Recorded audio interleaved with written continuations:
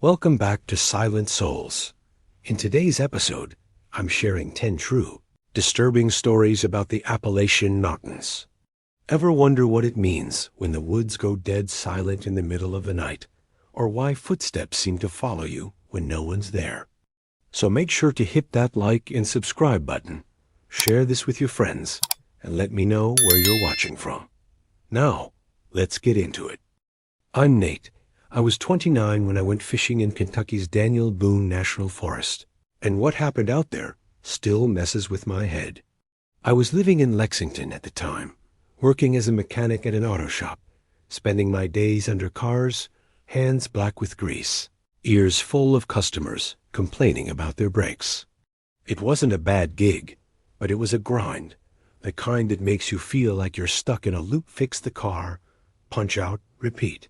Fishing was my way out, my way to shut off the noise and just be. I'd been going to Daniel Boone since I was a kid, tagging along with my uncle, casting lines into creeks and pulling up bass or trout if we were lucky. The forest was huge, all cliffs and gorges, with rivers that cut through like veins. I'd planned a solo trip, just a day out, no camping, just me, my rod, and a cooler for whatever I caught.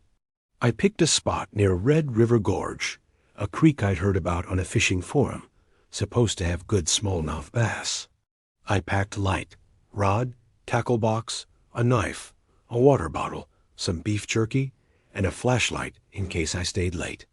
I told my girlfriend Claire I'd be back by dinner, left a note with the creek's name, and headed out early on a Sunday, my old F-150 rumbling down the back roads.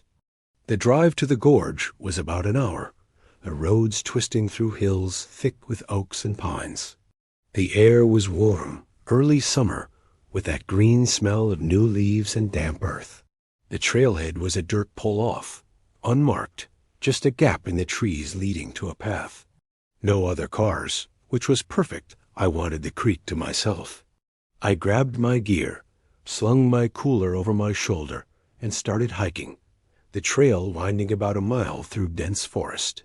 The woods were alive, birds singing, squirrels chattering, the faint hum of insects. The path followed the creek, its water clear and fast, rushing over rocks, smoothed by years of flow. I stopped a few times just to breathe it in, the sunlight filtering through the canopy, turning the water to gold. It felt good, like I'd left the shop and all its noise behind. About halfway to my fishing spot, I came to an old wooden bridge, maybe 20 feet long, spanning the creek where it narrowed. It was rickety, planks warped and gray, held together by rusted nails and fraying rope. It didn't look safe, but I'd crossed worse, and the creek was too deep to wade. I tested the first plank, my boot pressing slow. It creaked but held. I crossed carefully, rod in one hand, cooler in the other, the bridge swaying slightly under my weight. Halfway across, I heard something, a voice, soft and high, like a kid singing. It was faint, coming from the other side, words I couldn't make out, just a melody, sweet but off, like it didn't belong. I stopped, listening, my heart picking up a little. The forest was still, the birds quieter now, like they were listening too. I called out, "Hey, anyone there?" No answer, just the singing, clearer now, a tune I didn't recognize, looping like a lullaby. I figured it was another hiker, maybe a family camping nearby, but it felt weird, too clear for how far it sounded. I kept going, crossing the bridge, my eyes scanning the trees on the other side. Nothing, just green and shadow. I reached my fishing spot, a wide bend in the creek where the water slowed, perfect for casting. I set up on a flat rock, baited my hook, and cast my line, the lure plopping into the water. The singing had stopped, and the forest was back to normal birds, bugs, the rush of the creek. I fished for a couple of hours, pulling up a small bass and tossing it back, my mind finally quiet. The sun climbed higher, the air warming, and I lost myself in the rhythm of casting, the pull of the line, the ripple of the water. It was peaceful, exactly what I needed. By late afternoon, I was ready to head back, my cooler empty, but my head clear. I packed up, slung my rod over my shoulder, and started back toward the bridge. The trail dappled with light and shadow. That's when things got weird. I was maybe 50 yards from the bridge when I heard the singing again, louder now, coming from the other side. It was still a kid's voice, high and clear, but the tune was slower, almost mournful, like they were singing to themselves. I stopped, listening, my skin prickling. "Hello?" I called louder this time. The singing stopped, sharp, like I'd startled it. I waited, expecting to hear footsteps or a kid's laugh, but the forest went quiet, too quiet. No birds, no breeze. My heart was beating faster now, that gut-level unease you get when you know something's off. I kept walking, slower, my eyes on the bridge. It looked the same, but as I got closer, I saw something a plank near the middle was cracked, splintered like it had just been stepped on. I hadn't noticed it before, but I couldn't be sure. I called out again, "Anyone there?" No answer, just silence, heavy and thick. I stepped onto the bridge, testing each plank, my rod in one hand, knife now in the other, just in case. Halfway across, the bridge shook, a sharp jolt, like something heavy had landed on it. I grabbed the rope railing, my heart in my throat, and looked back. Nothing, just the empty trail. Then I heard a crack, loud and sharp, and the plank under my feet gave way, snapping clean in two. I jumped forward, barely catching the next plank, my cooler swinging wildly. The bridge swayed, the ropes creaking like they were about to snap. I scrambled across, my boots slipping, and made it to the other side, my breath ragged. I turned back, shining my flashlight even though it was still daylight. The bridge was a mess, 2 planks gone, the rest sagging, like something had torn through it. But there was no one, no tracks, no sign of anything. The singing started again, closer now, maybe 20 yards into the trees on my side of the creek. It was the same voice, the same tune, but slower, almost whispering, like it was trying to draw me in. My stomach twisted. I didn't want to follow, but I couldn't shake the feeling that I needed to know what it was. I called out, "Hey, kid, you okay?" No answer, just the singing, looping, relentless. I took a few steps off the trail, my flashlight sweeping the trees, catching nothing but leaves and shadows. The singing stopped, and the silence hit hard, like the air itself was holding its breath. I backed up, my knife out, my heart pounding. That's when I saw it, a shadow, small and hunched, moving between the trees, too fast to be human. It wasn't a kid, wasn't anything I could name, just a shape, darting out of sight. The forest stayed quiet, but I felt it, that weight of being watched, like eyes were boring into me from the dark. I didn't run, not yet. I walked fast, sticking to the trail, my flashlight in one hand, knife in the other. The creek was on my left, the trees thick on my right, their branches like arms reaching out. I kept hearing things, twigs snapping, leaves rustling, but every time I turned, nothing was there. The trail felt longer, like it had stretched, the trailhead farther than it should have been. I checked my map, my hands shaking, but the path was clear. I was going the right way. I had to be. When I finally saw my truck, glinting in the fading light, relief hit me, sharp and brief. I threw my gear in the back, locked the doors, and peeled out, the gravel spitting under my tires. The whole drive back to Lexington, I kept checking my rearview mirror, expecting to see that shadow darting across the road. Nothing was there, but the singing stayed in my head, that eerie tune looping like a warning. A few days later, I went back, not to fish, but to check the bridge, to prove to myself I hadn't imagined it. The trail was the same, the creek still rushing, but the bridge was fine, no broken planks, no sagging ropes like it had been fixed overnight. I stood there, staring, my stomach churning. I didn't cross it, didn't need to.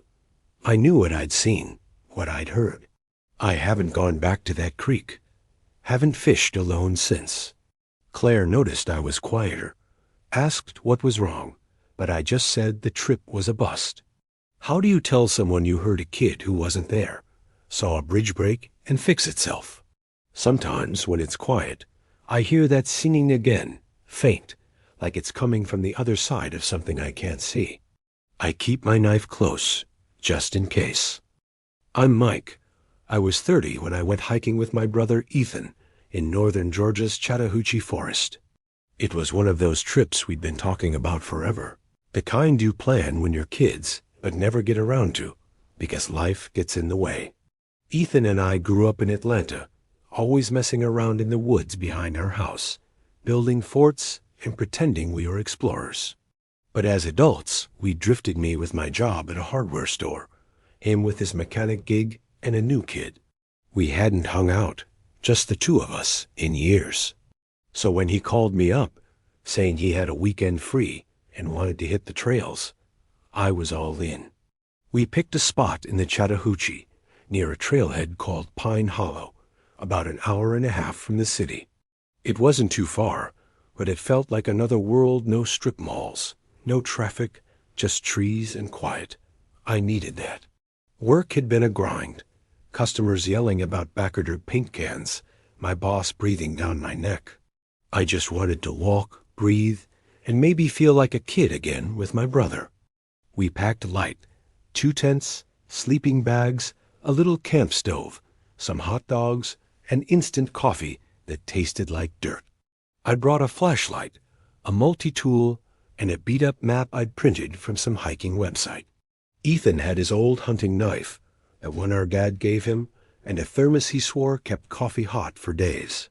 We left early Saturday, my pickup rattling along the back roads, Ethan messing with the radio until we lost signal and settled for silence. The trailhead was just a dirt pull-off with a wooden sign half-eaten by termites. Pine Hollow Trail, no services, no other cars, which was fine by us. We wanted the woods to ourselves. We slung on our packs, locked the truck, and started hiking, the trail dipping into a forest of pines and oaks, the air smelling like sap and wet earth. It was cool, the kind of crisp fall day that makes you glad to be outside. We didn't talk much at first, just walked, our boots crunching on leaves, the rhythm of it settling us both. The trail was easy, winding through gentle hills, with sunlight slanting through the trees, turning the ground into a patchwork of light and shadow. We passed a creek, its water clear enough to see the pebbles on the bottom, and stopped to fill our bottles. Ethan splashed his face, grinning like we were 10 again. "This is it, man," he said. "No phones, no bosses, just us and the trees." I laughed, feeling lighter than I had in months. We hiked maybe 5 miles, swapping stories about dumb stuff we did as kids, like the time Ethan tried to borrow a neighbor's lawnmower for one of our forts and got grounded for a month. It was good, like we were picking up where we left off. By late afternoon, we found a spot to camp, a flat clearing with a ring of stones for a fire pit, tucked against a low ridge. The trees were thick around us, their branches heavy with leaves, blocking out most of the sky. We set up our tents, built a fire, and roasted hot dogs, the smoke curling up into the dusk. The forest was alive, crickets chirping, a hawk calling somewhere high up. It felt right, like we belonged there. That's when things got weird. We were sitting by the fire, sipping coffee, the flames casting long shadows. The trail we'd followed curved around a bend maybe 100 yards from camp, disappearing into the trees. I was telling Ethan about a customer who'd screamed at me over a missing drill bit when we saw it headlights, bright and sharp, cutting through the dark around the bend. They bobbed like a car was coming down the trail, slow but steady. I stopped talking, squinting into the dark. Ethan stood up, frowning. "The hell's a car doing out here?" he said. The trail wasn't wide enough for vehicles, barely enough for two people side by side. We grabbed our flashlights, pointing them toward the bend, expecting to see a truck or an ATV, maybe a ranger or a lost hunter. The headlights got brighter, then stopped, like the car had parked just out of sight. We waited, listening for an engine, voices, anything. Nothing. Just silence, the kind that makes your ears ring. "Yo, anyone there?" I called, my voice louder than I meant. No answer. Ethan stepped forward, his flashlight beam shaking a little. "Maybe it's stuck," he said, but he didn't sound sure. We started walking toward the bend, our boots crunching loud in the quiet. The trees seemed to close in, their shadows twisting in our flashlight beams. We reached the spot where the headlights should have been. No car, no tire tracks, no broken branches. Just the trail, narrow and empty, stretching into the dark. The headlights were gone, like they'd never been there. I looked at Ethan, his face pale in the flashlight glow. Reflection, maybe? I said, trying to convince myself. From what? He shot back, scanning the trees. There was no road, no water to bounce light, nothing but forest. We stood there, hearts pounding, trying to make sense of it. The air felt heavy, like it was pressing down, the crickets still silent. We headed back to camp, neither of us talking. The fire was low, just embers now, and we piled on more wood, like the light could keep whatever it was away. We sat close, flashlights in our laps, watching the trees. Ethan kept his knife out, twirling it in his hand, a nervous habit he'd had since we were kids. I tried to joke, said maybe it was a ghost car, like something out of a bad movie. He didn't laugh. "Something's off, Mike," he said, his voice low. I nodded, feeling it too, a prickle on the back of my neck, like we weren't alone. The forest was too quiet, the kind of quiet that feels like it's hiding something. We didn't sleep much, taking turns keeping the fire going, our eyes darting to the bend every time a twig snapped. Around 2 a.m. it had happened again. An engine revved, loud and close, like a truck was idling just beyond the trees. No headlights this time, just the sound, deep and guttural, vibrating in my chest. Ethan grabbed his knife, standing up. "You hear that?" he whispered. I nodded, my flashlight beam sweeping the dark, finding nothing but trees. The revving stopped, sudden, like someone had killed the engine. We waited, barely breathing, expecting headlights, footsteps, anything. The silence came back, thicker now, like it was taunting us. I thought about the stories our dad used to tell, about hunters seeing things in the woods, lights, shadows, stuff that didn't add up. I'd always thought he was just trying to scare us, but now I wasn't so sure.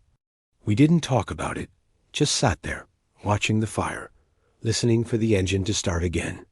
It didn't. The rest of the night was quiet, but not the good kind. It was the kind of quiet that makes you jump at your own heartbeat. When dawn broke, the birds started up, hesitant, like they were checking if it was safe. We packed up fast, not bothering with coffee or breakfast.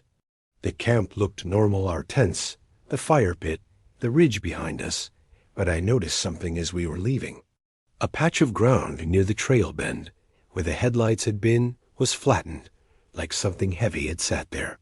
No tire tracks, no footprints, just a perfect circle of crushed leaves, about 10 feet across. I didn't say anything to Ethan, just pointed. He looked, his jaw tight, and shook his head. "Let's go," he said. We hiked out, faster than we'd come in, our packs bouncing, our breaths loud. The trail felt different, the trees closer, like they were leaning in, watching us leave. We didn't talk about the headlights or the engine, but I could see it in Ethan's face, the way his eyes kept darting to the sides, like he was expecting something to step out. At the truck, we threw our gear in the back, not bothering to fold the tents. I started the engine, and for a split second, I thought I heard another one, faint, like an echo. I didn't say anything, just peeled out, the gravel spitting under the tires. The whole drive back to Atlanta, we barely spoke. Ethan stared out the window, his knife still in his hand. I kept checking the rearview mirror, half expecting to see headlights behind us. Nothing was there, but the feeling didn't go away. Didn't tell anyone what happened. How do you explain something like that without sounding crazy? I haven't gone back to Pine Hollow, haven't hiked alone since. Ethan and I still talk, but we don't bring up that trip. Sometimes when I'm driving at night, I swear I see headlights in the distance, bobbing like they're on a trail, then gone when I blink. I tell myself, I'm Sarah.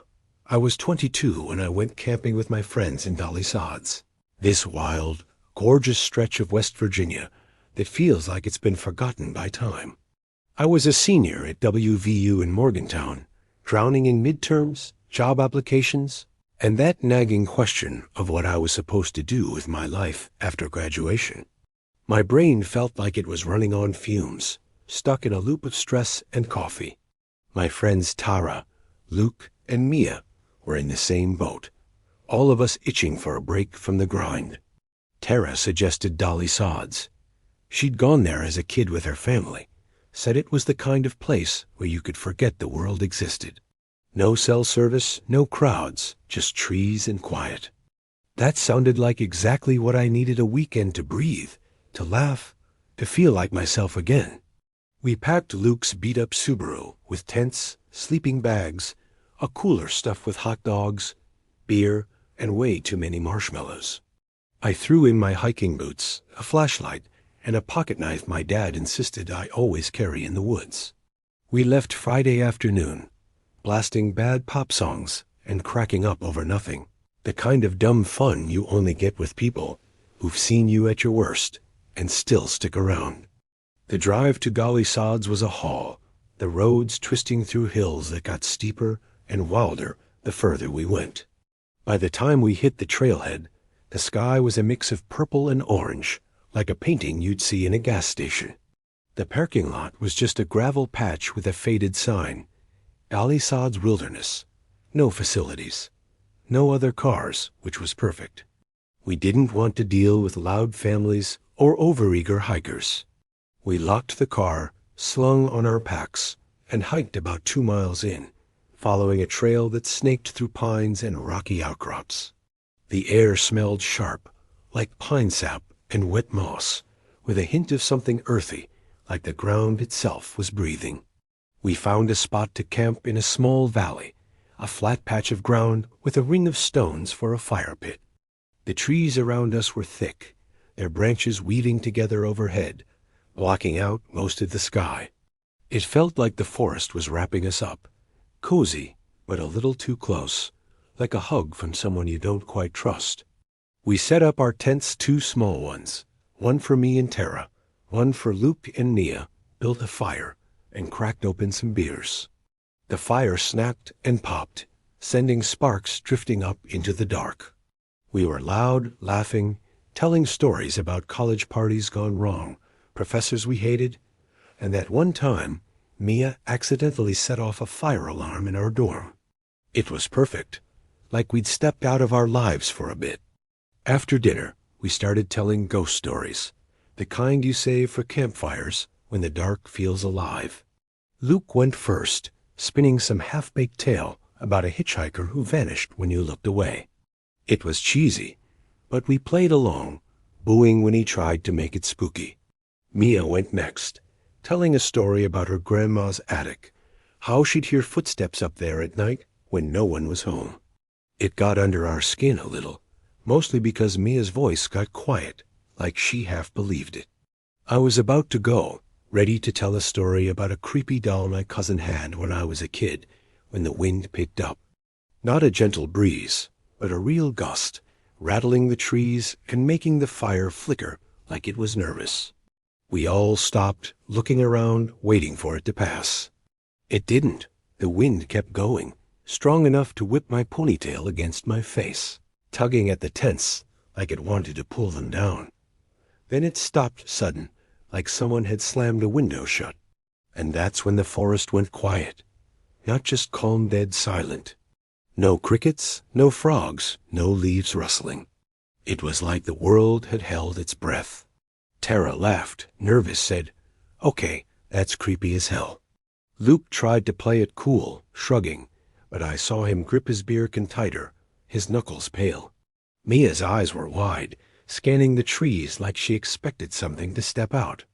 We sat there, waiting for the sounds to come back. They didn't. The silence was heavy, like it was pressing down on us, making the air feel thick. I pulled my jacket tighter, the chill creeping into my bones even with the fire going. And we heard it. A scream. A woman's scream, raw and desperate, like she was being hurt, like someone was tearing her apart. It came from the trees, maybe 100 yards away, echoing through the valley, so it sounded like it was everywhere at once. My heart stopped, a cold jolt running through me. Mia grabbed my arm, her nails digging into my skin. What the hell was that? She whispered, her voice shaking. Luke stood up, flashlight in hand, already pointing it at the darkness. "Probably an animal," he said, but his voice cracked, betraying him. "Foxes sound like that sometimes, right?" I'd heard foxes before, late at night in my parents' backyard. They sounded eerie, sure, but this was different.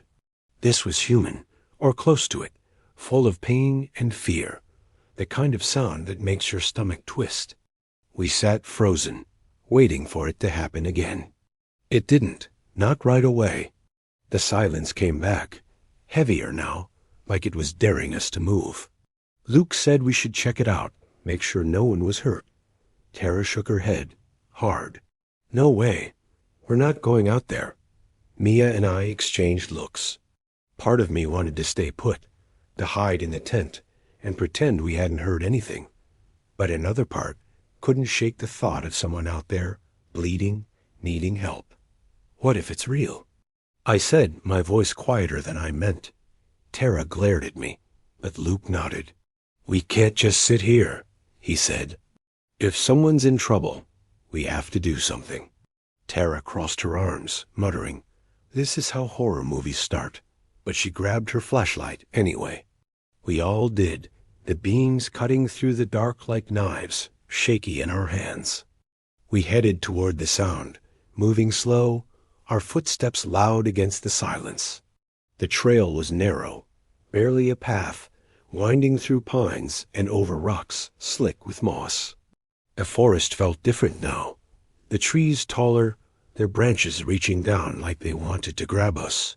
Our flashlights bounced off trunks, casting shadows that moved too fast, like they were alive. We called out, "Hello? Anyone there?" Our voices echoed, then died, swallowed by the quiet. We kept going, maybe a quarter mile, until the trail faded into a tangle of underbrush and fallen branches. Luke stopped, shining his light on a big rock, like he was looking for a clue. "Maybe it was nothing," he said, but he didn't sound convinced. His flashlight beam shook, betraying his nerves. Mia was clutching my arm so tight it hurt. Tara kept muttering under her breath, stuff like, "This is so stupid, we're gonna die." I wanted to tell her to shut up, but I was too focused on listening, straining for any sound, a sob, a rustle, anything. Nothing came. We turned back, the silence following us like a shadow, pressing harder with every step. Back at camp, we rebuilt the fire, piling on branches until it roared, like the light could keep whatever it was away. Tara pulled out the marshmallows, but no one touched them. We sat close, shoulder to shoulder, flashlights in our laps, staring at the flames. The beers were forgotten, cans sweating in the dirt. We didn't talk much, just listened, waiting for the forest to come back to life. It didn't. The silence was louder now, like it was mocking us. I kept thinking about the scream, replaying it in my head. It wasn't just the sound, it was the way it felt, like it was reaching inside me, pulling at something primal. I wondered if we'd imagined it, if we'd all gotten spooked by the wind and the dark. But Mia's nails in my arm, Luke's shaky voice, Tara's clenched jaw, they'd heard it too. It was real. Then it came again. The scream, louder, closer, maybe 50 yards away. It wasn't just a cry now. It was words, garbled but clear enough to make my skin crawl. "Help me, please," it said, drawn out, like the voice was breaking. Mia started crying, quiet little sobs that made her shoulders shake. Luke jumped up, flashlight sweeping the trees, his face pale. "We have to go," he said, voice tight. Tira grabbed his arm, hard. "No way, Luke. We don't know what's out there." Her eyes were wide, pleading. I didn't know what to do. Part of me wanted to run toward the sound, to help whoever it was. Part of me wanted to hide, to zip myself into the tent and pray it went away. We argued, voices low but sharp, like we were afraid to be too loud. "What if it's a trick?" Tara said. "What if it's not?" Luke shot back. Mia just shook her head, tears streaming down her face. The scream came a third time, so close it felt like it was right outside the camp, maybe 20 yards into the trees. It was louder now, raw, like the woman was screaming through blood. "Please," it wailed, and then it cut off, sharp, like someone had clamped a hand over her mouth. We froze, flashlights off, the firelight flickering on our faces. My heart was pounding so hard I could feel it in my throat. I could hear my own breathing, fast and shallow, mixing with Mia's sobs. Luke's flashlight was pointed at the ground, like he didn't dare shine it into the dark. The silence rushed back, heavier than before, like it was waiting for us to move. I kept picturing someone out there, hurt, bleeding, dragging themselves through the woods. But something about the scream felt wrong, like it wasn't just a person. It was too perfect, too deliberate, like it knew we were listening. We didn't sleep. We sat there, huddled together, watching the trees. Every rustle, every snap made us jump. Luke kept his flashlight pointed at the darkness, like it could protect us. Tara clutched her knife, the one she used to cut firewood, her knuckles white. Mia had her knees pulled up, face buried in them, rocking slightly. I sat with my back to the fire, scanning the trees, my pocketknife open in my lap. Around 3 a.m., we heard something else, not a scream, but a rustling, like someone moving through the underbrush, circling the camp. It wasn't fast, not like an animal darting through. It was slow, deliberate, like the steps were meant to be heard. I whispered, "Luke, turn off the light." He did, and we sat in the dark, the fire barely embers now, casting long shadows that twisted like fingers. The rustling got closer, then stopped, like whatever it was had paused just outside the clearing. I thought I saw something, a shadow maybe, at the edge of the firelight, but when I blinked, it was gone. My heart was racing, my hands sweaty on the knife. I kept telling myself it was an animal, a deer, anything normal. But the silence, that awful silence, said otherwise. We stayed like that until dawn, when the birds started singing again, soft at first, like they were testing the air. The forest came back, the creek gurgling in the distance, the leaves rustling overhead. We didn't talk, just started packing, moving fast, like we could outrun the night. The camp looked normal in the daylight. Our tents, the fire pit, the cooler tipped over from the wind. But I noticed something near the fire pit, a small pile of twigs, arranged in a tight spiral, like a kid's art project. They weren't there the night before. I was sure of it. I didn't say anything, just kicked them apart with my boot and kept packing. Luke was already folding his tent, his hands shaking. Tara's face was pale, her jaw tight. Mia wouldn't look at the trees, just kept her eyes on the ground, stuffing her sleeping bag into its sack. We hiked out faster than we'd come in, our packs bouncing, our breaths loud in the quiet. No one looked back. The trail felt longer, the trees closer, like they were watching us leave. At the car, we threw our stuff in the back, not bothering to organize it. Luke started the engine, and we peeled out, gravel crunching under the tires. No one talked about the scream, but I could see it in their faces. Tara's tight lips, Mia's red eyes, Luke's hands gripping the wheel like he was afraid it'd slip away. When we got back to Morgantown, we went our separate ways, like we needed space from each other too. I haven't gone back to Dolly Sods, haven't camped at all since. Sometimes, when it's quiet, I hear that scream again, echoing in my head like it's still out there, waiting for me to come back. I'm Taylor. I was 19 when I had the creepiest night of my life at a rest stop in western Pennsylvania, deep in the Allegheny Mountains. It was the summer after my freshman year at Penn State, and I was itching to get out of state college for a bit. School had been a grind, too many late nights cramming for exams, too many parties where I felt out of place. I was restless, like I needed to move, to see something new. My friend Casey was the same way. We'd met in a psych class, bonded over hating group projects, and decided to take a road trip, just the two of us, to clear our heads. No real plan, just driving through the mountains, camping when we felt like it, sleeping in the car when we didn't. We had Casey's old Ford Focus, a cooler with snacks and energy drinks, and a vibe that screamed, "Screw it, let's go." I packed a flashlight, a pocket knife my brother gave me, and a blanket that smelled like my mom's laundry detergent. Casey brought a beat-up guitar and a map we barely looked at. We figured we'd follow the back roads, see where they took us. We left on a Friday late afternoon. The sun's still high but starting to dip.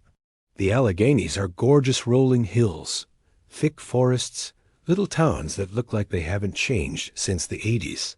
We drove with the windows down, blasting music, laughing about dumb stuff, like the professor who always forgot our names. By nightfall, we were deep in the mountains, somewhere off Route 219, the roads narrow and twisting, lined with pines that blocked out the stars. We hadn't seen a gas station or a house in miles, just trees and the occasional deer caught in the headlights. Casey was driving, his hands loose on the wheel, while I fiddled with the radio, getting nothing but static. We were tired, our eyes heavy from the road, so when we saw a sign for a rest stop, we pulled in. It was just a gravel lot, barely lit by a single flickering streetlight, with a picnic table and a rusted trash can. No bathrooms, no vending machines, just a patch of dirt carved out of the forest. It felt isolated, but we were too beat to care. "Good enough," Casey said, killing the engine. We reclined the seats, wrapped ourselves in blankets, and figured we'd crash for a few hours before moving on. The lot was quiet, the kind of quiet you only get when you're miles from anything. The streetlight buzzed, casting a sickly yellow glow over the car. I could hear the trees rustling in the wind, their branches scraping like fingers on a chalkboard. Casey was out fast, snoring softly, his guitar case wedged between the seats. I was too wired to sleep, my mind still buzzing from the drive. I lay there, staring at the ceiling, listening to the forest. It was peaceful at first crickets, a distant owl, the hum of the cooling engine. I pulled my blanket tighter, the familiar smell of home calming my nerves. I was just starting to drift off when I heard its tires crunching on gravel, slow and deliberate, like someone was pulling into the lot. I sat up, careful not to wake Casey, and peered through the windshield. A Jeep rolled in, old and boxy, its paint chipped, headlights dim but piercing. It stopped maybe 20 feet away, facing us, the engine idling low like a growl. I nudged Casey, whispering, "Yo, someone's here." He stirred, rubbing his eyes, and squinted at the Jeep. "Weird," he muttered. "Who pulls into a rest stop at 2A?" The Jeep just sat there, its headlights pinning us like a spotlight. I couldn't see the driver, just a dark shape behind the wheel, motionless. The streetlight flickered, making the Jeep's outline blur for a second. My stomach tightened. Something about it felt off, like the air had gotten heavier. "Maybe they're just resting," I said, trying to sound calm. Casey nodded, but his hand was on his keys, ready to start the car. We waited, expecting the driver to get out, stretch, maybe head into the woods to pee. Nothing. The Jeep didn't move, the engine didn't cut off, and the driver just sat there, staring. I could feel their eyes, even if I couldn't see them, cold, unblinking, like they were studying us. "Let's go," I said, my voice low. Casey didn't argue. He turned the key, and the Focus sputtered to life, the headlights cutting through the dark. The Jeep's engine revved, sharp and loud, like it was answering us. I froze, my hand on the door handle. Casey threw the car into gear, and we peeled out, gravel spitting under the tires.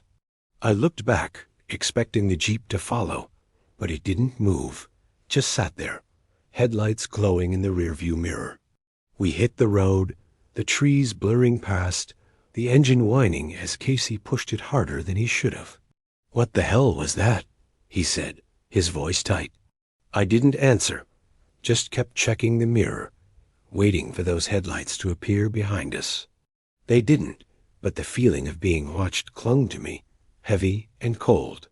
We drove for an hour, maybe more, taking random turns, zigzagging through the mountains, like we could shake whatever it was. The roads were narrow, the forest pressing in on both sides, like it was trying to swallow us. My heart was still racing, my hands sweaty on the blanket. Casey kept glancing at the mirror, his jaw tight. "You think they're following?" he asked. I shook my head, not sure if I believed it. "No way they could have kept up," I said, but my voice sounded hollow. We didn't stop, didn't talk much, just drove, the static on the radio filling the silence. Around 4 m, we hit a small town, just a gas station and a diner, the kind of place that looks like it's been there forever. We pulled into the diner's lot, the neon sign buzzing faintly, and sat there, engine off, catching our breath. The lot was empty, the town asleep. I looked at Casey, his face pale in the dashboard light. "That was messed up," he said, and I nodded, still seeing those headlights in my head. We didn't sleep, just sat in the car, watching the road. I kept expecting the Jeep to roll up, its dim headlights cutting through the dark. It didn't. When the sun started to rise, painting the sky pink, we finally relaxed a little. Casey started the car, and we drove back to State College, taking the long way, avoiding the back roads. We didn't talk about the Jeep, but I could tell it was still on his mind, the way his hands gripped the wheel, the way he kept checking the mirror. When we got home, I locked my apartment door, checked the windows, and slept with my knife on the nightstand. I haven't done a road trip like that since. Haven't stopped at a rest stop in the middle of nowhere. Sometimes when I'm driving at night, I see headlights in the distance, too steady, too close, and my heart starts pounding again. I tell myself it's just another car, but I'm not sure I believe it. I'm Riley. I was 24 when I went hiking in North Carolina's Nantahala Forest, and let me tell you, it was the kind of experience that makes you rethink ever stepping foot in the woods again. I was living in Asheville at the time, working as a barista in a hipster coffee shop where half the customers wanted oat milk lattes and the other half wanted to tell you their life story. It was fine, but the constant chatter, the hiss of the espresso machine, the rent I could barely afford, it was grinding me down. I'd always loved hiking, ever since I was a kid tagging along with my dad on trails around the Blue Ridge. The forest was where I went to reset, to feel like I wasn't just a cog in someone else's machine.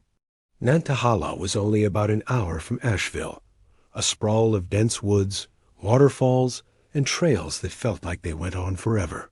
I'd been there a few times, usually with friends, but this time I wanted to go solo, just me and the trees, no one else's voice in my head.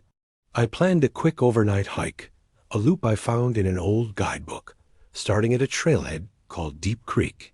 I packed light, a one-man tent, sleeping bag, water filter, some protein bars, a flashlight, and a knife I kept clipped to my belt. I told my roommate, Emma, where I was going, scribbled the trail name on a post-it, and headed out on a Saturday morning, my beat-up Jeep bouncing along the mountain roads. The drive to Nantahala was gorgeous, the kind of view that makes you forget your problems. For a big hill's rolling out like green waves, the sky so blue it hurt to look at. The trailhead was a small gravel lot, just a signpost and a couple of pickup trucks parked nearby. I grabbed my pack, checked my map, and started hiking, the trail dipping into a forest of pines, oaks, and rhododendrons. The air was thick with the smell of damp earth and wildflowers, a sweet, heavy scent that clung to your clothes. It was late spring, the ground soft with new growth, the trees buzzing with lifebirds chirping, squirrels darting through the underbrush. I hiked about 6 miles, taking it slow, letting the rhythm of my steps clear my head. The trail wound along a creek, its water rushing over rocks, sparkling in the sunlight. I stopped to fill my bottle, the water so cold it made my teeth ache. Everything felt right, like the forest was welcoming me, telling me I'd made the right call to get out here. By mid-afternoon, I found a spot to camp, a small clearing tucked against a low ridge, maybe 100 yards from the creek. The ground was flat, covered in pine needles, with a ring of stones for a fire pit. I set up my tent, oiled water for a protein bar and ramen combo, and sat on a log, watching the light fade through the trees. The forest was still alive, crickets starting their evening song, a hawk calling somewhere high up. I felt good, grounded, like I'd left Asheville's noise far behind. I crawled into my tent early, zipping up the flap, my flashlight and knife close by. I wasn't paranoid, but you don't grow up in the mountains without hearing stories about bears or weirdos wandering the backcountry. I read a few pages of a sci-fi paperback by Headlamp. The forest sounds lulling me to sleep. I drifted off, warm in my sleeping bag, the creek's murmur like a heartbeat. I woke up to chaos. It was late, maybe 3 a.m., the kind of dark where you can't see your hand in front of your face. The forest wasn't just quiet, it was shaking. Not like an earthquake, but something else, something alive. The trees around the clearing were swaying, their branches creaking and snapping, like a storm was tearing through. But there was no wind, no rain, just this violent, unnatural movement, like something huge was pushing through the forest, bending the trees as it went. My tent shook, the poles rattling like they were about to snap. I sat up, heart pounding, grabbing my flashlight and knife. A beam cut through the dark, catching the trees swaying, leaves falling like rain. The clearing was empty, but the trees were moving, not just swaying, but bending low, their trunks groaning like they were in pain. It was wrong, like the forest was alive in a way it shouldn't be. I stepped out, flashlight shaking in my hand, sweeping the beam across the clearing. Nothing was there, no animals, no people, just the trees, moving like they were trying to tell me something. The air was heavy, thick with that same wildflower scent, but now it was cloying, almost sour, like something rotting underneath. My stomach twisted, that primal urge to run screaming in my head. I yelled, "Hey, what's going on?"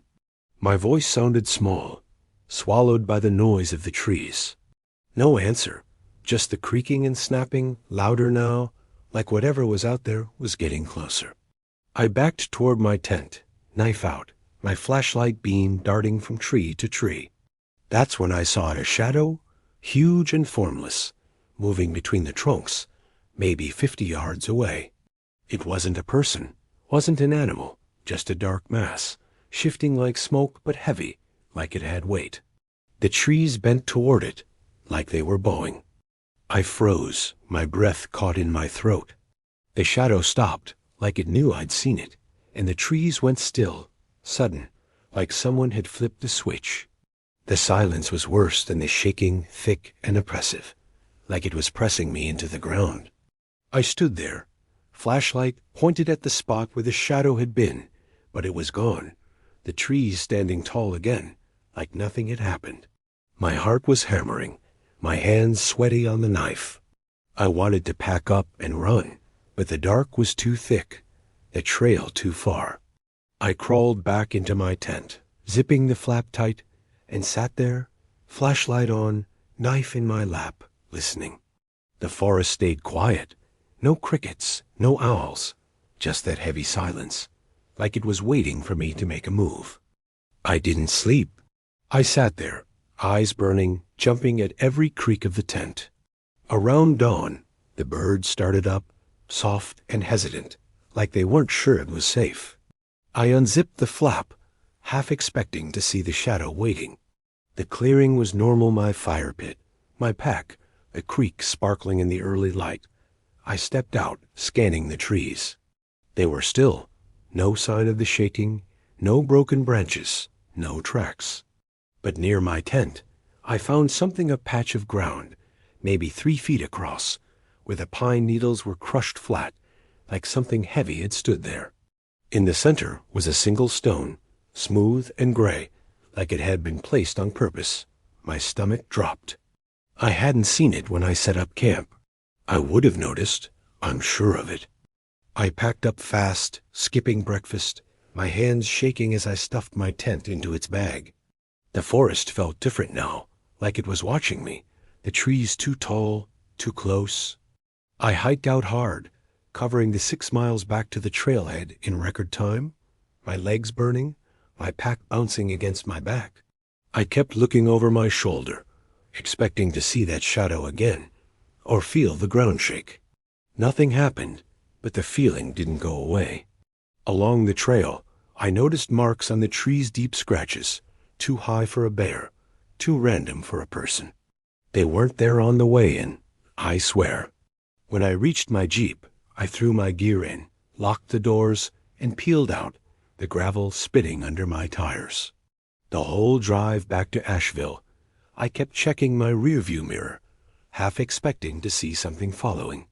Nothing was there, but the weight of that night stayed with me. When I got home, I didn't tell Emma the whole story, just said the hike was weird and I'd spooked myself. She laughed, said I'd probably heard a storm, but I know what I felt when I saw. Those trees weren't moving because of wind, and that shadow wasn't just my imagination. I haven't gone back to Nantahala, haven't done a solo hike since. Sometimes, when I'm outside and it's too quiet, I feel that urge again, like the forest is telling me to run. I don't know what was out there, but it felt like a warning, like the woods wanted me gone. I'm Jordan. I was 25 when I decided to try night hiking in Virginia's Shenandoah National Park. I'd been hiking for years, mostly day trips with friends, but I'd always wanted to do something a little different, something that pushed me out of my comfort zone. I was living in Richmond at the time, working a dead-end job at a coffee shop, steaming milk and wiping counters while trying to figure out what I was doing with my life. The days blurred together, same customers, same orders, same fake smile. I needed a break, something to shake me up, make me feel alive. Night hiking sounded perfect. Just me, the woods, and the dark. No distractions, no noise. I'd read about it on some outdoor blog, how it sharpens your senses, makes you feel like you're part of the forest. Shenandoah wasn't too far, maybe 2 hours from Richmond, and I knew the trails well enough from day hikes. I picked a loop near Hawksbill Gap, a spot I'd been to before, figuring it was safe enough for my first solo night hike. I wasn't reckless. I told my roommate Sam where I was going, left a note with the trail name and my expected return, and packed smart. Headlamp, backup flashlight, a good knife, water, some granola bars, and a lightweight jacket. My phone was useless out there, no signal, so I left it on airplane mode and brought a paper map, just in case. I drove out late on a Friday, my old Toyota Corolla rattling along the Blue Ridge Parkway. The sun was already dipping, painting the sky in streaks of orange and purple. The trailhead was a small gravel lot, empty except for a faded sign that read, Hawksbill Loop, 3 miles. No other cars, which was what I wanted. I didn't need chatty hikers or loud groups breaking the vibe. I slung on my daypack, checked my headlamp, and started walking just as the last light faded. The trail was narrow, winding through pines and oaks, the air cool and sharp with the smell of damp leaves and earth. My headlamp cut a bright path ahead, turning the trees into stark silhouettes, their branches like fingers reaching across the trail. The forest was alive, crickets chirping, leaves rustling, the occasional scurry of something small in the underbrush. It felt good, like I was stepping into a different world, one where the coffee shop and my empty apartment didn't exist. I hiked about a mile, moving slow, letting my eyes adjust to the dark. The headlamp made everything sharp but narrow, like I was walking through a tunnel of light. I'd turn it off sometimes, just to feel the dark, letting the moonlight guide me when it broke through the trees. It was quiet, but not silent, the kind of quiet that makes you notice every sound your boots on the dirt, your breath, the faint hum of the forest. I felt alive, like I was part of something bigger. I stopped at a rocky overlook, the valley stretching out below, a sea of black with patches of moonlight glinting off distant streams. I sat on a boulder, ate a granola bar, and just listened, letting the night sink in. That's when I first noticed them eyes, glowing in my headlamp's beam, maybe 30 yards down the trail. 2 pairs, low to the ground, bright and unblinking. Coyotes, I figured. I'd seen them before on day hikes, skittish things that bolted at the first sound. I stood up, clapped my hands, and yelled, "Hey, get out of here!" The eyes blinked, then shifted, moving a little to the side, but not leaving. I kept my headlamp on them, expecting them to run. They didn't. I wasn't scared, not yet. Coyotes are common in Shenandoah, and they usually avoid people. I stomped my foot, shouted again, louder this time. The eyes paused, then moved closer, slow, like they were sizing me up. My stomach tightened a little. I'd read about coyotes getting bold, especially at night, but this felt different. Their movements were too smooth, too coordinated, like they were working together, not just scavenging. I grabbed a stick from the ground, waved it, and yelled again. The eyes stopped, maybe 20 yards away now, still glowing, still watching. I could hear them now, soft steps, paws on leaves, a low whine that wasn't quite a growl. My heart started picking up, that primal tug you get when you know you're not alone. I turned my headlamp to high, sweeping the beam across the trail. I caught a glimpse of them, 2 coyotes, lean and gray, their fur catching the light. But something was off. Their heads were low, eyes locked on me, not darting like animals do. It was like they were studying me, like they knew me. I started walking, not running, just moving steady, keeping my light on them. The trail climbed a gentle slope, and I figured if I could get to higher ground, they'd back off. Coyotes don't like being cornered, and I wasn't about to let them think I was prey.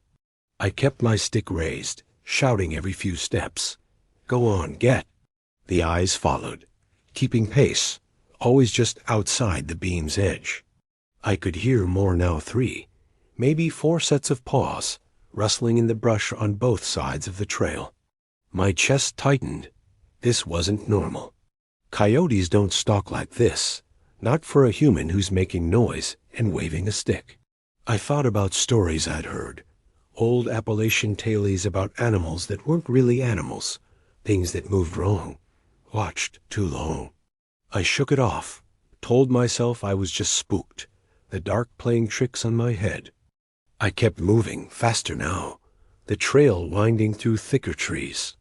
The eyes stayed with me, sometimes disappearing, then reappearing, always closer than before. I counted at least 5 pairs now, their glow flickering in and out as they wove through the brush. My headlamp caught one fully a coyote, but too big, its legs too long, its movements chirpy, like it was mimicking how a coyote should move. Its eyes didn't blink, just stared, bright and cold, like they were looking through me. I yelled again, my voice cracking, and threw the stick. It hit a tree, and the coyote didn't flinch, just tilted its head like it was curious. My heart was pounding now, my breath loud in my ears. I started jogging, not full-out running, but close, my pack bouncing against my back. The trail was rough, roots catching my boots, but I didn't care. I just wanted distance. I reached a small clearing, maybe a half-mile from the overlook, and stopped to catch my breath. The eyes were still there, circling the clearing, staying just inside the tree line. I counted 6 now, their glow steady, unblinking. I pulled out my knife, flipped it open, the blade catching the headlamp's light. "Come on, then," I shouted, trying to sound tougher than I felt. The coyotes didn't move, just watched, their whines low and eerie, like they were talking to each other.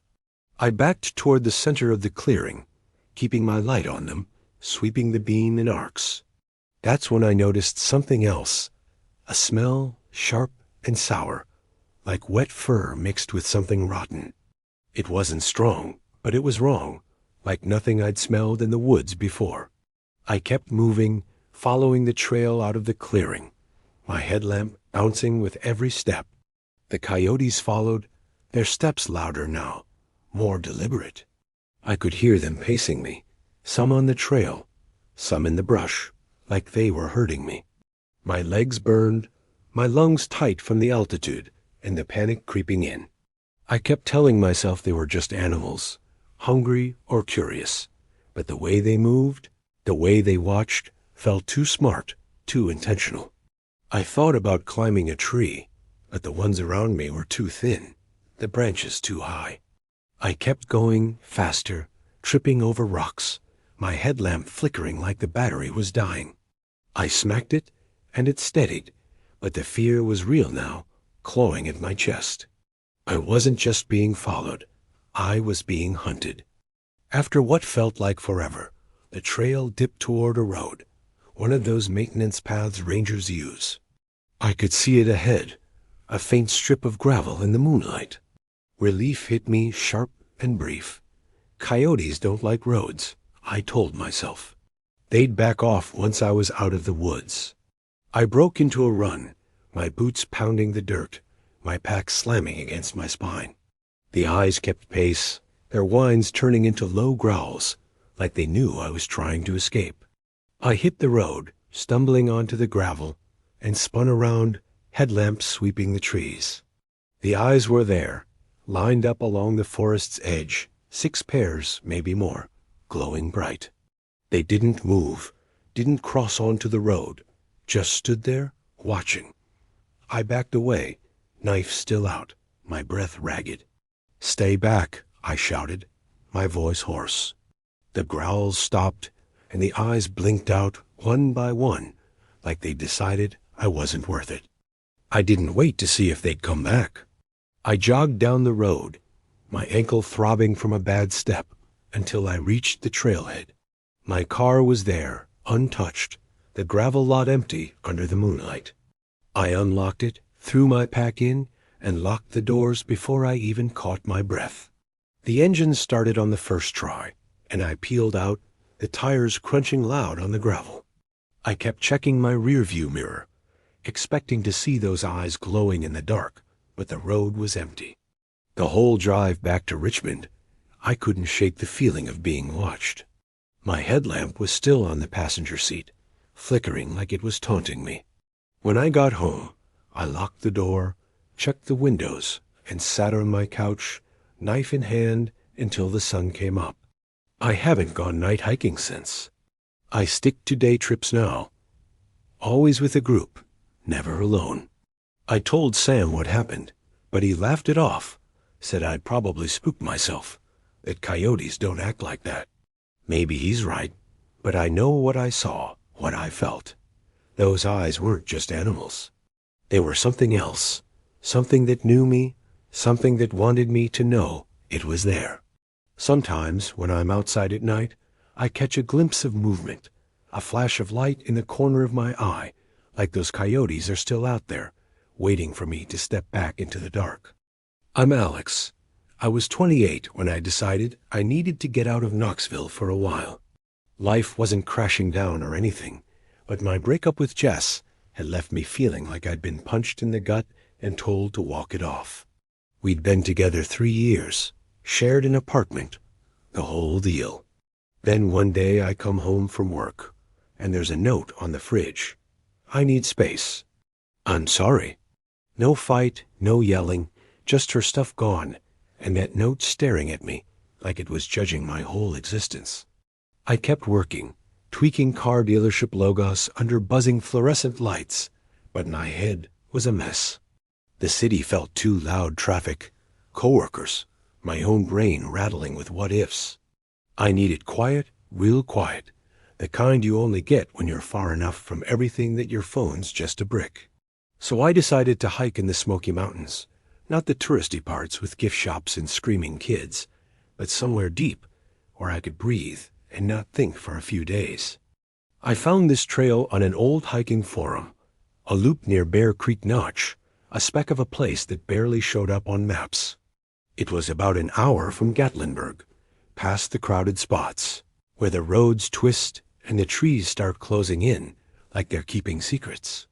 I told my buddy Mark I'd be off-grid, sent my sister a quick text, going hiking, back soon, and that was it. No social media, no GPS tracker, no big announcement. I wasn't trying to find myself or post aesthetic campfire pics. I just wanted to be alone, to feel the world stop spinning for a bit. Packed light, a one-man tent, sleeping bag, water filter, some freeze-dried meals that taste like regret, a knife my dad gave me when I was a kid, and a dog-eared paperback I'd been meaning to read. My car, a beat-up Honda Civic with a loose muffler, rattled into the gravel lot at the trailhead. No other cars, just a mossy wooden sign. Bear Creek Notch, no services beyond this point. Exactly what I was looking for. The first day was perfect. The trail wound through pines and oaks, the air thick with the smell of damp earth and crushed leaves. Sunlight slipped through the branches, painting the ground in patches of gold. I noticed little things, the way moss hugged rocks like it was protecting them, how the bark on some trees felt warm under my hand, like they were alive in a way I couldn't explain. I hiked about 7 miles, not rushing, just letting my legs settle into a rhythm. My calves ached, but it was the good kind of ache, the kind that makes you feel like you've earned it. I saw a squirrel dart across the path, heard a woodpecker somewhere high up, its tapping echoing like a tiny hammer. No people, no cars, just me and the woods. By late afternoon, I found a clearing near a small creek, maybe 30 feet wide, flat enough for my tent. The ground was soft with pine needles, and the creek gurgled like it was telling a story. I set up camp, boiled water for a packet of beef stroganoff still awful, but hunger doesn't care, and sat on a fallen log, watching the light fade. The stars came out, sharp and bright, like someone had dusted off the sky. For the first time in weeks, I felt like I could breathe. I crawled into my tent that night, zipped up the flap, and read a few pages by headlamp. The forest was alive, crickets chirping, leaves rustling, an owl hooting somewhere far off. It was like a lullaby, wrapping me up in the sound. I tucked my knife under my pillow, not because I was scared, but because you don't grow up hearing bear stories without being a little cautious. Bear bag hung high, fire pit cold, everything by the book. I slept hard, the kind of sleep where you forget where you are until you wake up. Then midnight hit, and everything went wrong. I woke up fast, like someone had snapped their fingers in my face. My eyes were wide open, heart already thumping before I knew why. I lay there, frozen, trying to figure out what pulled me out of sleep. The tent was still, no wind tugging at the fabric. My headlamp was off, the darkness so thick it felt like I could touch it. I held my breath, listening. Nothing, not a single sound. No crickets, no owls, no creek. The forest had gone dead silent, like someone had turned off the world.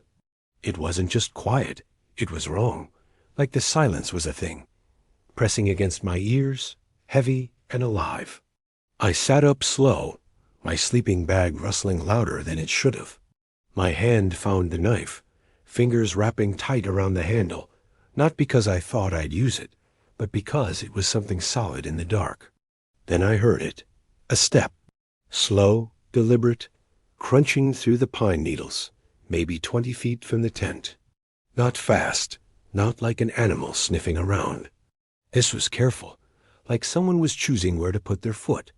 Crunch, pause, crunch, pause. My stomach twisted, that gut-deep feeling you get when your brain knows something's off before you do. I strained to hear more, hoping for a raccoon's chatter, a deer's clumsy stumble. Nothing like that.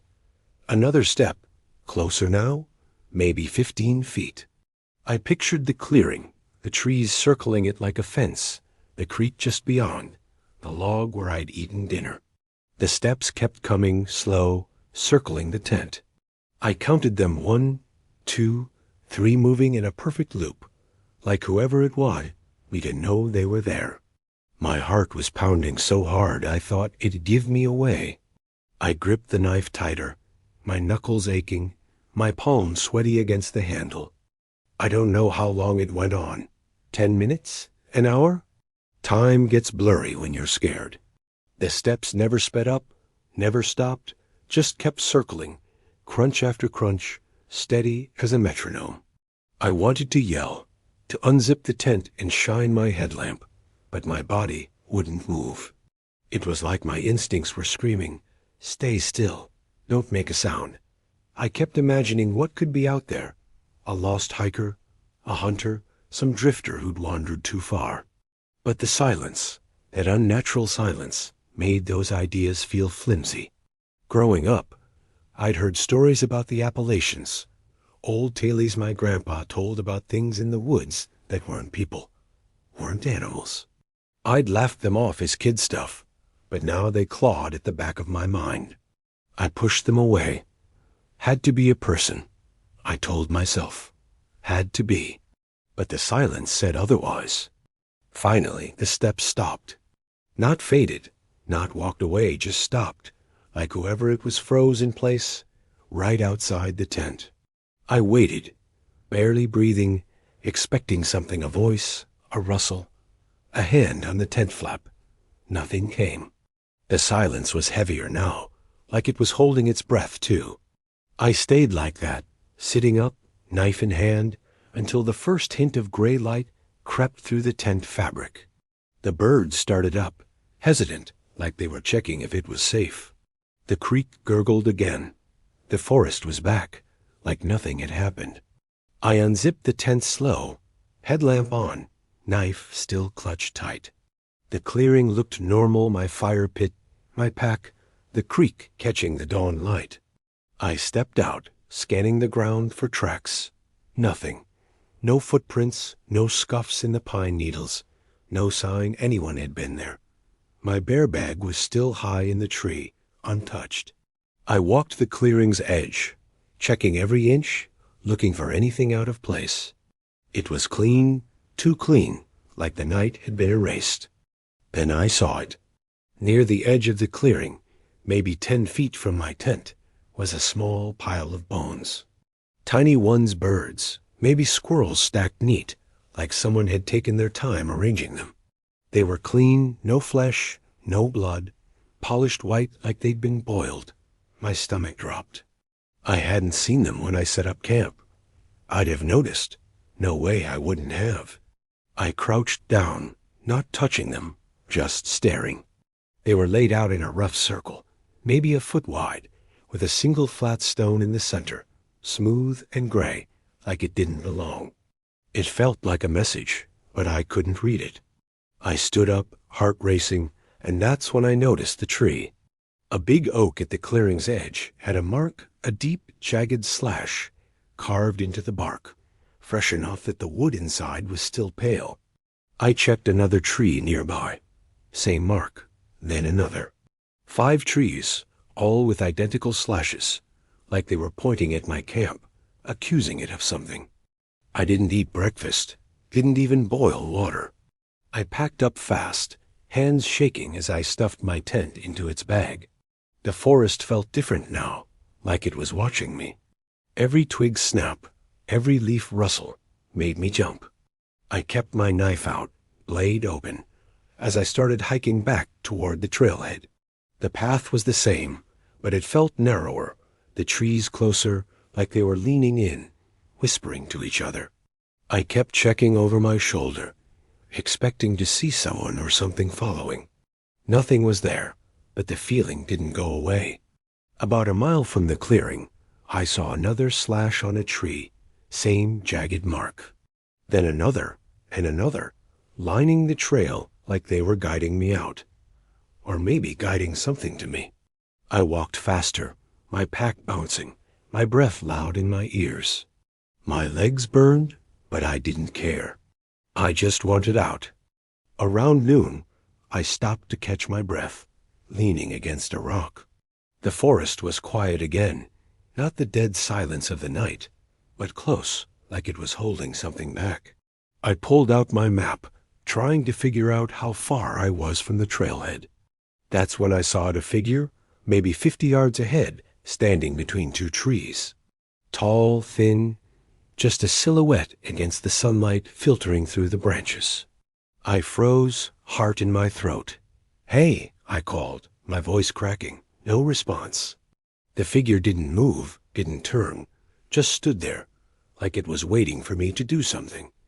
I blinked, and it was gone. Not walked away, not ducked behind a tree gone. I stood there, staring at the spot, trying to tell myself it was a trick of the light, a shadow, my tired eyes playing games.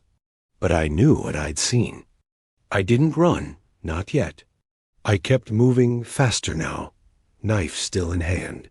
The trail wound down a ridge, and I could see the gravel lot in the distance, my car glinting in the sun.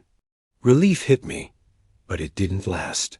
As I got closer, I saw something on the ground near the trailhead. Another pile of bones, just like the one by my tent, arranged in a circle with a flat stone in the center.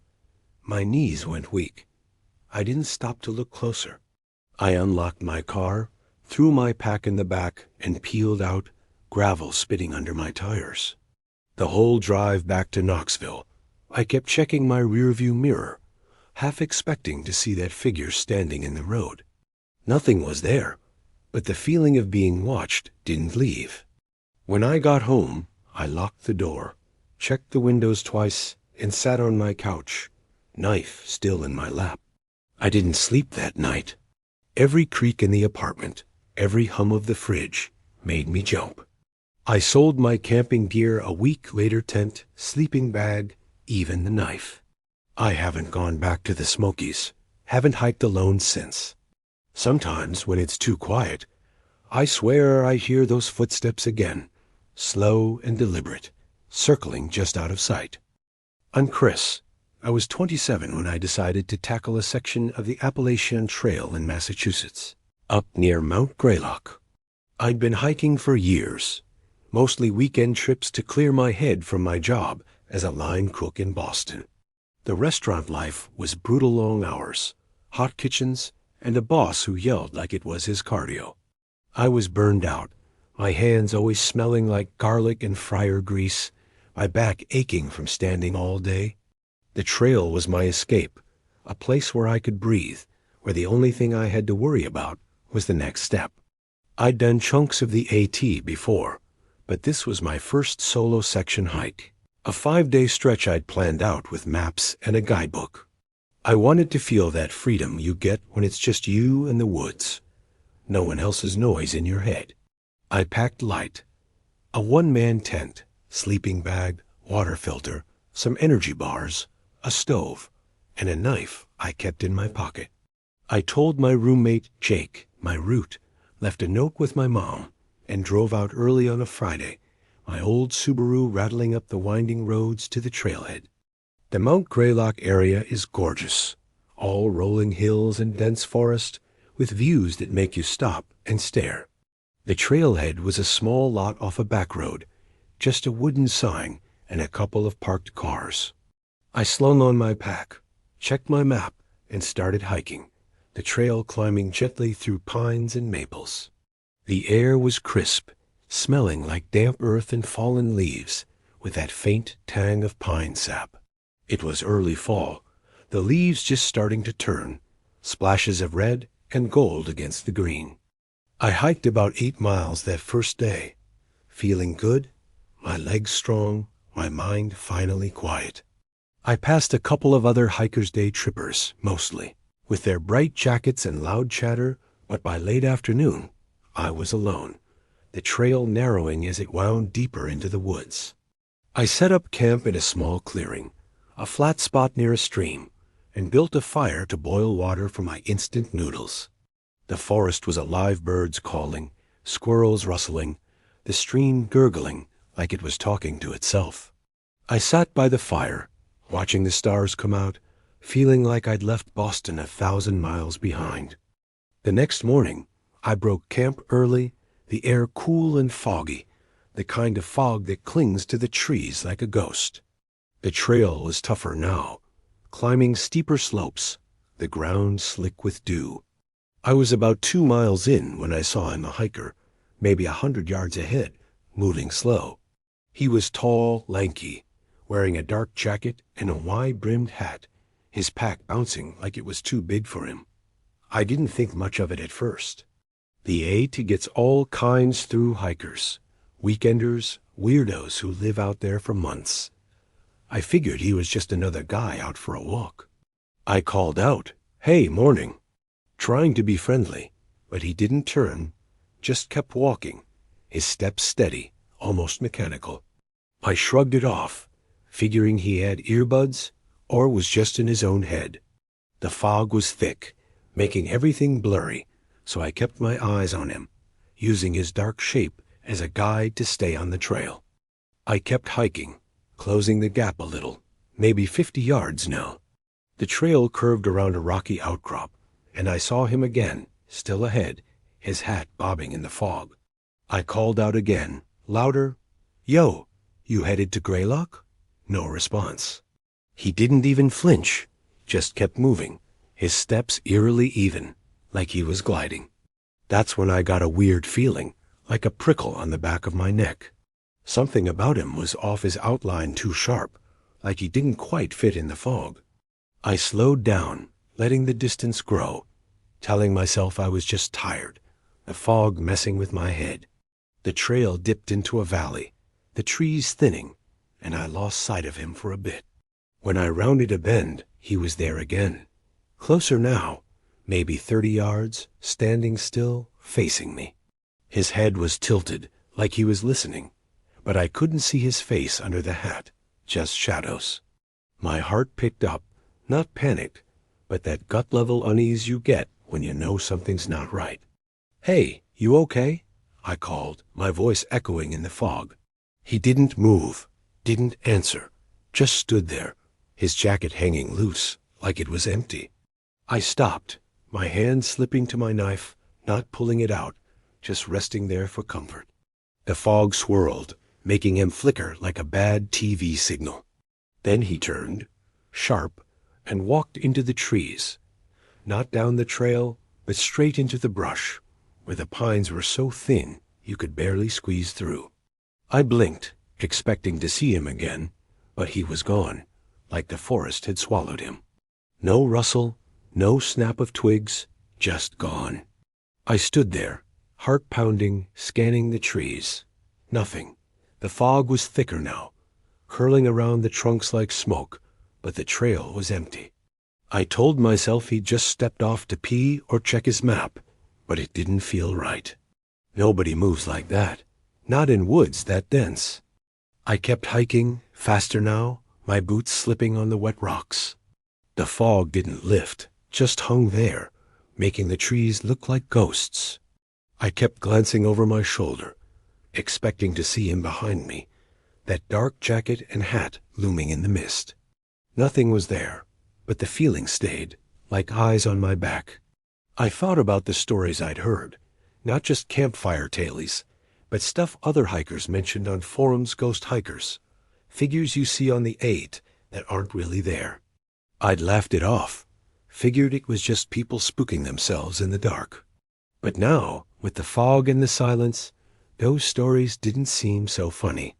I kept moving, my map crumpled in my hand, checking landmarks to make sure I wasn't lost. The trail climbed again, the fog thinning as I got higher, and I started to relax, telling myself I'd imagined it, that he was just some weird hiker who didn't like talking. That night, I camped on a ridge, a spot with a view of the valley below, hoping the open space would feel safer. I set up my tent, built a fire, and ate a granola bar, my appetite gone. The forest was quiet, too quiet. No birds, no crickets, just the faint crackle of the fire. I kept my knife out, resting it on my knee, and my flashlight close, sweeping the beam across the trees every few minutes. I couldn't shake the image of that hiker, the way he'd stood there, the way he'd vanished. I tried to read my guidebook, but my eyes kept darting to the dark, expecting to see him again. Around midnight, I heard it a single step, heavy, like a boot on gravel, maybe 20 yards away. I froze, flashlight in hand, my heart hammering. I swept the beam across the ridge, catching nothing but rocks and trees. Anyone there? I called, my voice shaky. No answer, just silence, thick and heavy. I stayed up all night, fire burning low, listening for another step. It didn't come, but the feeling of being watched never left. The next morning, I packed up fast, skipping coffee, just wanting to move. The fog was gone, the sky clear, but the trail felt different, like it was holding its breath. I hiked hard, covering 10 miles, my legs burning, my pack heavy. I didn't see the hiker again, but I kept noticing things, scratches on trees, too high to be animals, too random to be trail markers. Once, I found a pile of small stones, stacked neat in the middle of the path, like someone had left them for me to find. I kicked them over, my hands shaking, and kept going. By the time I reached the trailhead, my car waiting in the lot, I was exhausted, my shirt soaked with sweat. I threw my pack in the back, locked the doors, and drove out, the mountains shrinking in my rearview mirror. When I got back to Boston, I didn't tell Jake what happened. How do you explain something like that without sounding like you've lost it? I looked up stories about Mount Greylock later, found a few posts on hiking forums about a ghost hiker, a figure in a dark jacket who shows up and disappears. Most people said it was just a legend, but a few swore they'd seen him, always in the fog, always gone when you got close. I haven't gone back to that part of the AT, haven't done a solo hike since. Sometimes, when I'm out in the woods, I catch a glimpse of something in the trees, a shadow, a shape, and my heart starts racing again. I tell myself it's nothing, but I'm not sure I believe it. I'm Ava. I was 21 when I went spelunking in a cave in West Virginia, and it was the most terrifying thing I've ever done. I was a junior at Marshall University in Huntington, studying biology, obsessed with anything that crawled or slithered. Caves were my thing, dark, quiet, full of secrets. I'd been in a few before, small ones near my hometown, but nothing serious. That spring, I was itching for something bigger, a real adventure to shake off the monotony of lectures and lab reports. I found a post on an obscure caving forum, some guy talking about an unmapped cave in the Monongahela National Forest near Seneca Rocks. He called it Whispering Hollow, said it was off the beaten path, barely explored, with passages that went deep. The post was vague, no coordinates, just a rough description of a trailhead and a hidden entrance behind a waterfall. It sounded sketchy, but I was hooked. I wanted to see it, to be the one to map it, maybe even find something new down there. I told my roommate, Jess, I was going hiking for the weekend, left out the cave part so she wouldn't worry, and packed my gear, headlamp, backup flashlight, rope, helmet, gloves, a knife, and a notebook for sketches. I borrowed a friend's GPS, figuring it'd help me find the trailhead, and drove out early on a Saturday, my beat-up Civic rattling through the mountains. The Monongahela is wild, all jagged hills and thick forest, the kind of place that feels like it's hiding something. The trailhead was a dirt pull-off, unmarked, just like the forum post said. No other cars, no signs, just a faint path leading into the woods. The air was cool, heavy with the smell of moss and wet stone. I hiked about 2 miles, following the post's directions, until I heard the faint rush of water. Behind a curtain of vines, I found the waterfall, small but steady, spilling over a rocky ledge. The cave entrance was there, a narrow crack in the stone, barely wide enough to squeeze through. My heart was pounding, not from fear but excitement. This was it, my own discovery. I slipped on my helmet, checked my headlamp, and tied a guide rope to a tree, letting it trail behind me as I crawled in. The cave was tight at first, the walls slick with moisture, the air cold and damp, like breathing in a basement. My headlamp cut a bright path, catching glints of quartz in the rock. Inside, the cave opened up, the ceiling high, stalactites dripping like frozen tears. The floor was uneven, slick with mud, and I moved slow, my boots slipping as I followed the main passage. It was quiet, the only sounds my breathing and the faint drip of water. I felt alive, like I was somewhere no one else had been. I sketched as I went, noting turns and formations, my notebook already smudged with mud. The cave twisted deeper, the air getting colder, the walls narrowing again. I was maybe 100 yards in when I heard it a clicking, soft but rhythmic, like someone tapping a stick against stone. I stopped, my headlamp sweeping the passage. Nothing, just rock and shadow. I called out, "Hello?" my voice echoing, then fading. The clicking stopped, and the silence was heavier, like it was listening back. I figured it was water dripping, or maybe bats, though I hadn't seen any. I kept going, my rope trailing behind, the clicking starting again, fainter now, like it was moving away. The passage split, one path sloping down, the other climbing up. I chose the downward path, the air getting thicker, the smell of wet rock sharper, almost metallic. My headlamp flickered, just for a second, and I smacked it, my heart jumping. It steadied, but the clicking was back, louder, closer, coming from the darkness ahead. I froze, my beam pointed down the passage, catching nothing but rock. Anyone there? I called, my voice shakier now. No answer, just the clicking, steady, like it was counting something. I told myself it was just the cave, sounds bouncing weirdly, but my gut was starting to twist. I kept moving, slower now, my hand brushing the wall for balance. The passage narrowed, the ceiling low, forcing me to crouch. That's when I saw it a figure, pale and wrong, crawling toward me on all fours, its limbs bending in ways they shouldn't.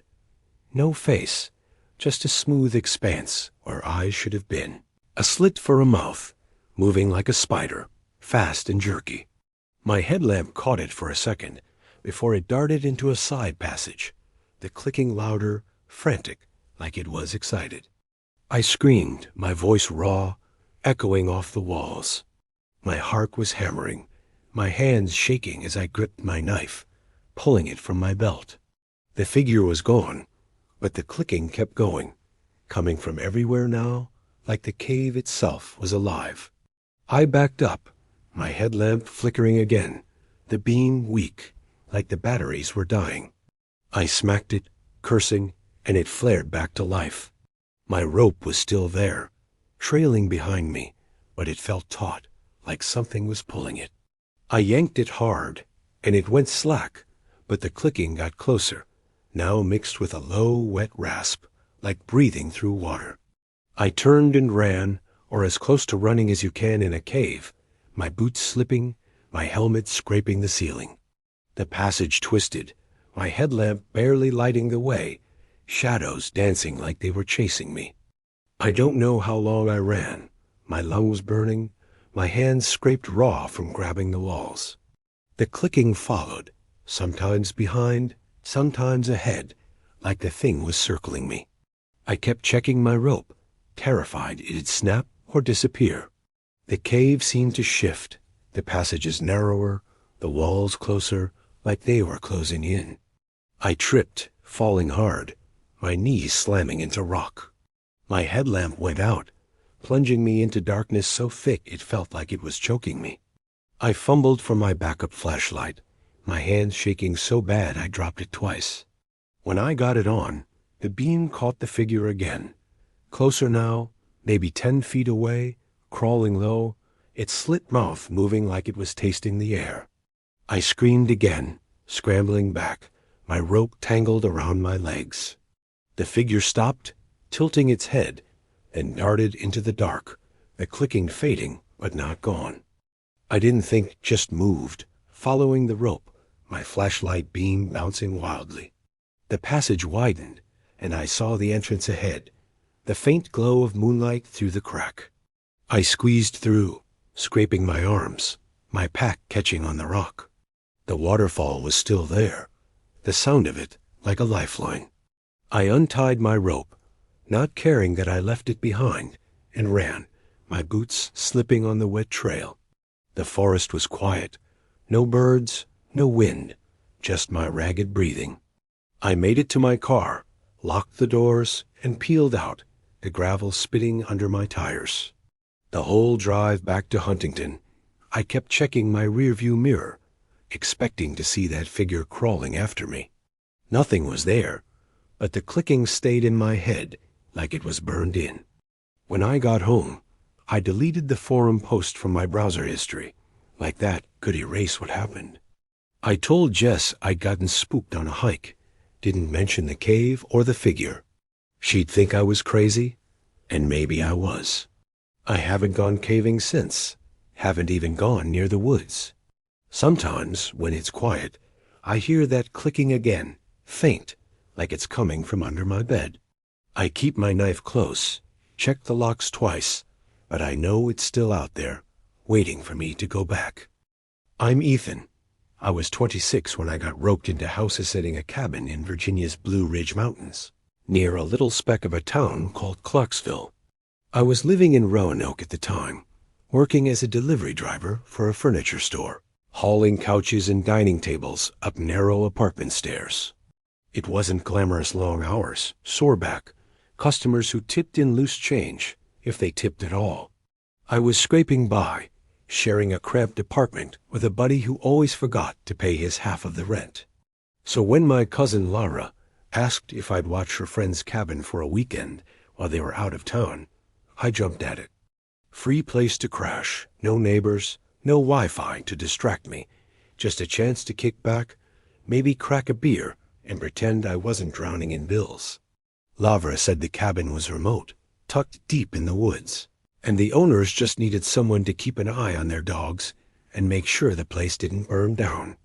Sounded easy enough. I packed a duffel bag with some clothes, my toothbrush, a six-pack, and a pocket knife I always carried, a habit from growing up in the sticks. I told my boss I'd be back Monday, ignored my roommates whining about the electric bill, and headed out Friday afternoon in my beat-up Chevy pickup. The drive to Clarksville was about 2 hours, the roads winding through hills that got wilder the further I went. The Blue Ridge is something else, rugged, green, with mountains that feel like they're watching you. By the time I hit the turnoff for the cabin, the sun was low, painting the sky in streaks of pink and orange. The road turned to gravel, then dirt, barely wide enough for my truck, with trees crowding in, so close the branches scraped the sides. The GPS cut out, no signal, just a spinning icon on my phone. Lavra had given me handwritten directions, old-school style, and I followed them to a narrow driveway marked by a rusted mailbox. The cabin was small, wood-sided, with a sagging porch and a tin roof that gleamed in the fading light. It looked cozy enough, but isolated, the nearest neighbor probably miles away. The forest around it was thick pines, oaks, and underbrush so dense you couldn't see 10 feet in. 2 dogs, a pair of mutts named Rusty and Belle, barked like crazy as I pulled up, their tails wagging, but their eyes sharp, like they were sizing me up. I grabbed my bag, stepped out, and let the dogs sniff me. They calmed down quick, Rusty licking my hand, Belle circling like she was still deciding if I was okay. The air smelled like pine and damp earth, with a faint whiff of wood smoke, like someone had a fire going nearby. I found the key under a flower pot, just like Laura said, and let myself in. The cabin was simple, a living room with a sagging couch, a kitchen with a gas stove, a bedroom with a lumpy mattress, and a bathroom that looked like it hadn't been updated since the 70s. No TV, no internet, just a radio that hissed static and a stack of dog-eared paperbacks on a shelf. The dogs followed me in, their nails clicking on the hardwood, and I gave them some kibble from a bag in the pantry. I cracked a beer, sat on the couch, and listened to quiet. It was nice. At first, no traffic, no roommate blasting music, just the hum of the forest outside. That night, I fed the dogs, locked the doors, and crashed on the couch, too lazy to make up the bed. The dogs curled up nearby, Rusty snoring, Belle's ears twitching at every sound. I fell asleep to the faint creak of the cabin settling, the windows rattling in the wind. Around midnight, I woke up to a loud pop, like a fuse blowing. The lights were out, the cabin pitch black, except for a sliver of moonlight through the curtains. The dogs were up, growling low, their fur bristling. I grabbed my flashlight, the beam cutting through the dark, and checked the breaker box in the kitchen. Everything looked fine, but the power was dead, no hum from the fridge, no buzz from the radio. I figured it was a storm, maybe a downed line, but the night was clear, the stars sharp outside. The dogs kept growling, their eyes fixed on the front door like they could see something I couldn't. I swept the flashlight around, my heart picking up. That's when I noticed the basement door, a narrow slab of wood in the hallway I hadn't seen before. It was cracked open, just an inch, the darkness behind it thicker than the rest of the house.